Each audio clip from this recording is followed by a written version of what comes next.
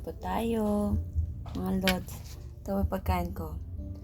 Ulam ko po ay munggo na may dahon ng ampalaya. Niluto po ni mama. Tsaka po may sahog na kunting karne. Ito po buhay dito sa probinsya, dito sa Pilipinas. Kaiba po ang buhay sa abroad. Malaki po yung pagkakaiba. The way po ng pamumuhay dito at pamumuhay doon. Dito, easy lang tayo. Hindi tayo pagod. Dito lang tayo. Pero wala tayong pera. Hindi mo na-enjoy yung buhay. Kaka-boring. Sa abroad, pagod.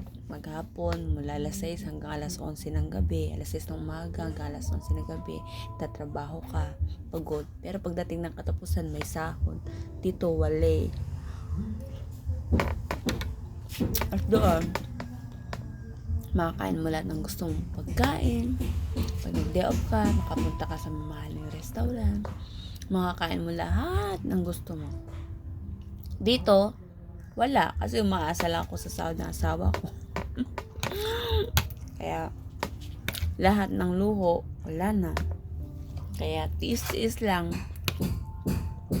Makakaraos din naman tayo, di ba? Pagdating ng panahon. Tiwala lang. Tiwala lang sa Panginoon. At always pray lang. Ganun lang. Enjoy life lang. Bye.